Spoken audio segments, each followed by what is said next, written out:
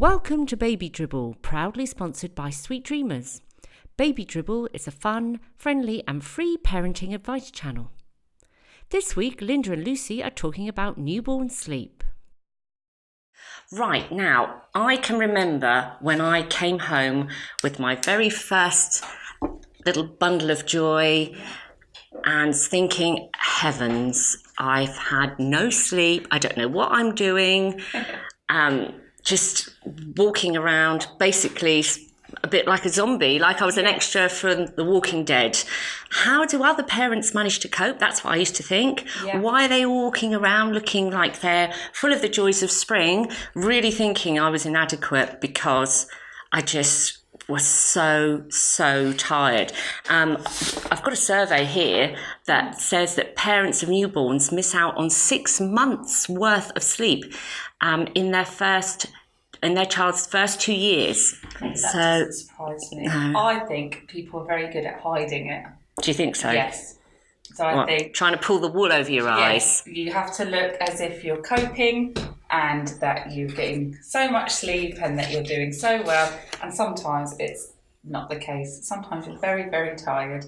And I think people are very good at hiding it. And I think we should just be more open and honest. If you're tired, that's fine. If you need help, ask for help from whoever you're talking to, friends and family. But I think that's what it is. I did it as well. I remember hiding it a little bit. Yeah, you don't want to sort of like show any weakness. No. So I think that's what it is. And especially with the newborn, the mums of the newborn, you're going to have all the hormones rushing around your body. Yeah. You're going to feel so tired anyway from childbirth. Yeah. And there's so many different changes going on in your house, in your home. So it's just all a bit sort of overwhelming, isn't it? Definitely. And what about this phrase, sleeping like a baby? I mean, where does that come from? It's we actually looked into it because we were a bit concerned that sleeping like a baby is probably a bit of a false statement. Babies don't tend to sleep. It's not in their nature to sleep. They wake up every 3 to 4 hours for food generally. So we looked it up and it actually refers to how babies sleep, not how much they sleep. So it's a baby has no worries or no worldly worries that they need to lose sleep over. So sleeping like a baby actually refers to that they can sleep calmly and peacefully. So we've cracked that one. Cracked that one. And we've also decided to do some more myth busting with our poll on Instagram. Indeed, yes. And this week, obviously, we've done 5 myths on newborn sleep. Who are you going to call? Mythbusters! So we had for our first myth, newborns need a quiet room to fall asleep. Yeah. True or false? To be fair, everyone was quite savvy on this one. So 91% of people said false and 9% said true. And it's correct. It is a false statement. Newborns do not need a quiet room to fall asleep. And there is a bit of science behind that. So babies actually can hear from around 15 weeks gestation. So when they're in the womb, they start to develop their hearing. So, and it's not quiet in there. There's lots of sounds that are going on, like inside and outside.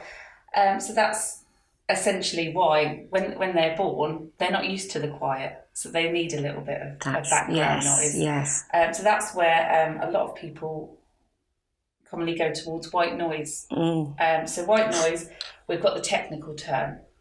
So white noise technically is a sound that contains every frequency within the range of human hearing in equal amounts.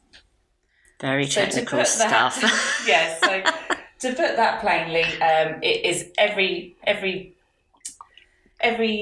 octave in the sound range all at once. So and it's quite a static noise, so people liken it to static television noise or radio. That's it, tuning in your radio frequency when you're in between stations. It's a very constant noise. So that's what people refer to as white noise.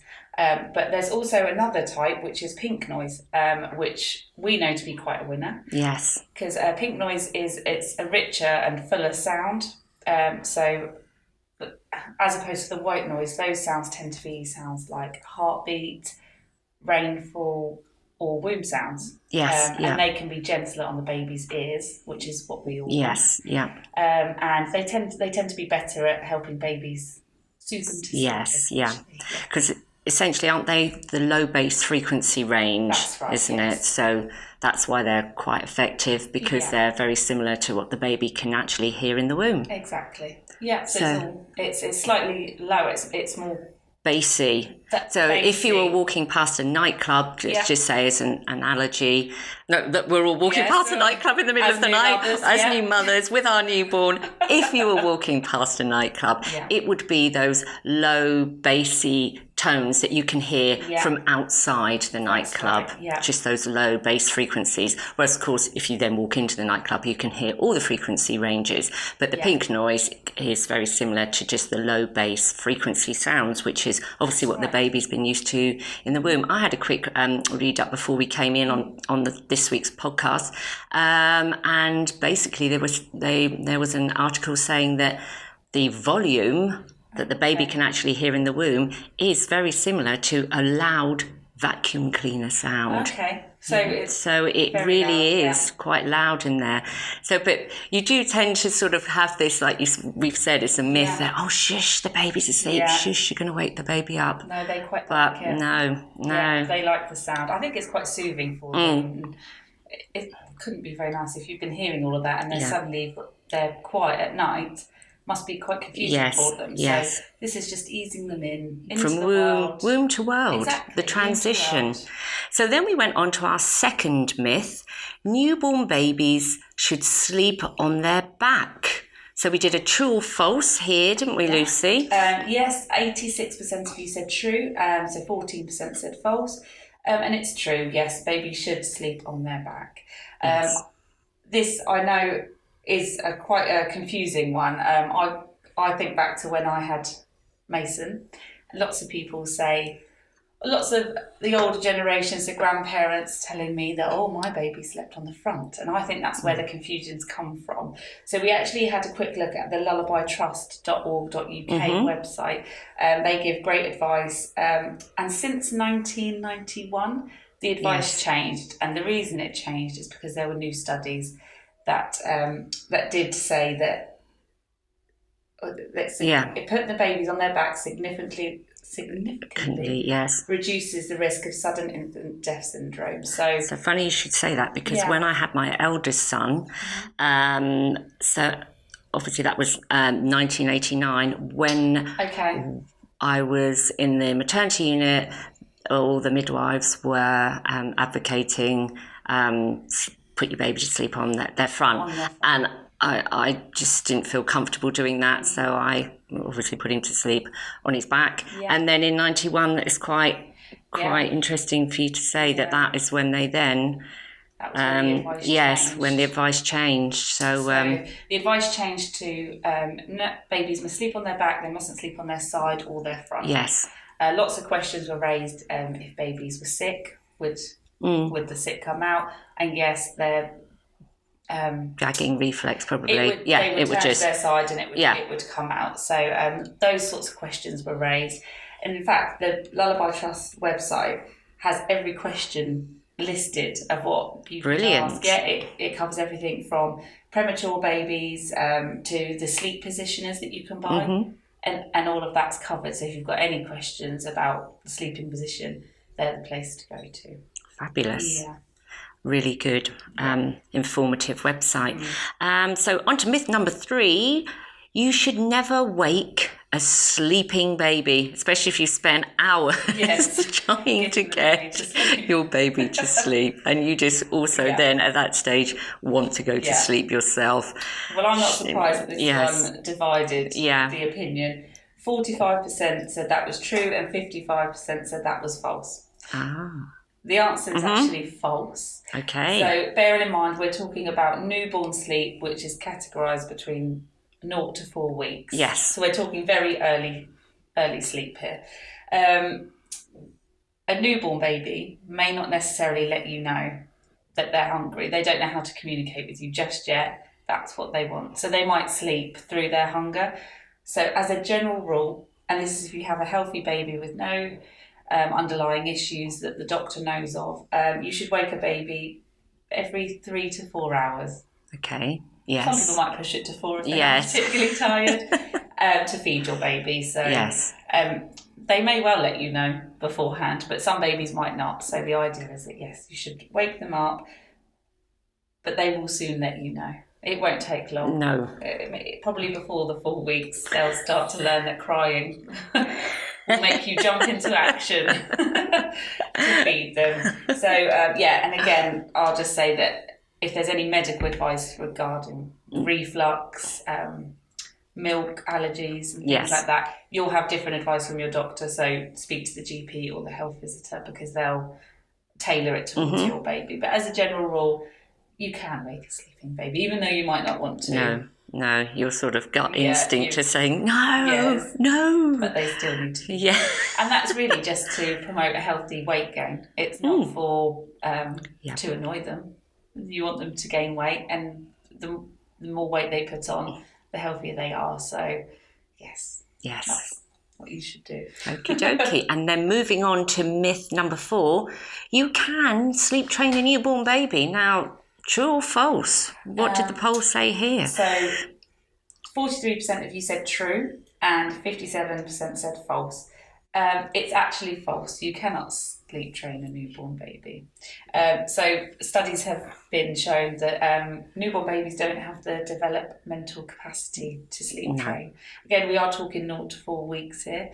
So, and for anyone that doesn't know what sleep training means, there's a lot of methods out there. You could probably endless search on the internet and books, but essentially there's 2 main sleep training schools methods. of thought. Yes. And there's the controlled cry method, so crying it out, or there's the no tears method, which is more of it's more about establishing a routine, so the baby starts to realise about sleeping habits. So this is what happens when we go to sleep. To establish a healthy sleeping routine. Exactly. So again, people I think are quite divided on these. You can pick and choose which one you want to do, but if you are going to do it, they say to leave it till at least 6 months. Then they'll start to understand and learn what sleeping means, essentially. But I'm not surprised that one divided. No. Either, because it's a bit of a. Some people might think they can sleep train newborn babies. It might be they had a really good baby, and that's fantastic. But 0 to 4 weeks, they're going to wake and sleep whenever they want to, I think. Yeah, definitely. Because obviously I've had the 6 and they were all different. Yes, exactly. Yeah. So you never had one baby the same? No. And number 6 was the nightmare child that never slept. So I thought I'd cracked it with the other 5. That's it. No, and he came along saying, right, that's it. Right, this will put you off having any more. I'm the last. Yeah, I'm the last one. Don't even think about having number 7. So, but like you say, a bit of a mixed bag there. Yes, definitely. And our final myth: your baby should be sleeping through the night by 12 weeks. Yes. So 13% said yes, and 87% said no. I put this one in there because I was just intrigued to research it and see what people thought, because I was told many times that by 3 months or so, don't worry, my baby you'll be able to have your sleep back at night. Yeah, of course I will. Yeah. No, that wasn't the case. And the answer is actually no. They won't be sleeping. They might be, but generally there's no magical day that a baby will be sleeping through the night. And it made me think back to when Mason was little, and people kept telling me their babies were sleeping through the night. They were all looking a bit smug. And I was shocked. I couldn't work out what I was doing wrong. I thought I was doing everything right. However, many people's perception of sleeping through the night is completely different. So some people think it's 6 hour stint, or I don't know, 7 or 8. I was being a bit greedy, and I was looking towards the 10 to 12 hour goal. Yes. That's what I was considering sleeping through the night.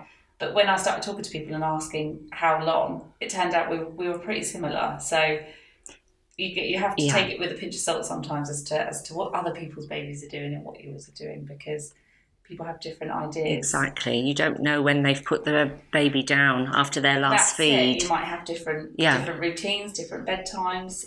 So it's all, a bit of a guessing game. But generally 12 weeks. It's not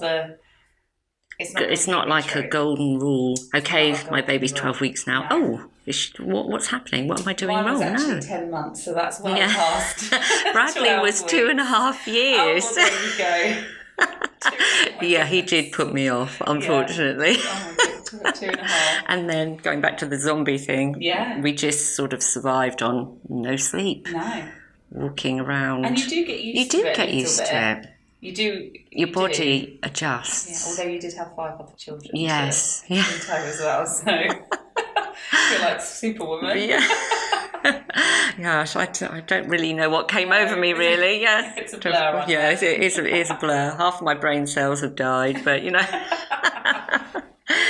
But Lucy and I would always sort of recommend, if you're worried about newborn sleep, or whether or not your child's getting enough sleep, talk to an experienced mum friend, chat to your GP or the health visitor, because the health visitor's coming in frequently for those visits, checking on the baby's weight, so you can always have a word with them and just to get a bit of advice, just to put your mind at rest. But don't feel like you're failing if your baby isn't settling into a routine, isn't sleeping through the night, or if you do actually feel like The Walking Dead, like you are an extra from the cast. Yes, it's trial and error with your baby. Your babies are different, as you will soon see, and they also go through phases. So one night you might have cracked it, but then the next night you think, what have I done wrong? Yeah. Why did he sleep through last night? Everything was the same. You did your routine the same, but it might not happen. And especially with the first baby,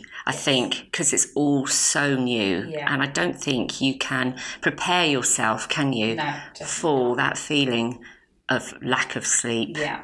I mean, my brother, I think, it was my brother, he had to drive around every night, got into the habit just to settle his little one off to sleep for the motion in the car. Yeah. Then, of course, when you got home, you had to lift him out of the car, take him in, and then 9 times out of 10, he'd wake up again. I don't know why I'm laughing, because at the time, it's just funny. No, this isn't funny. No. Please, I need sleep. Yeah.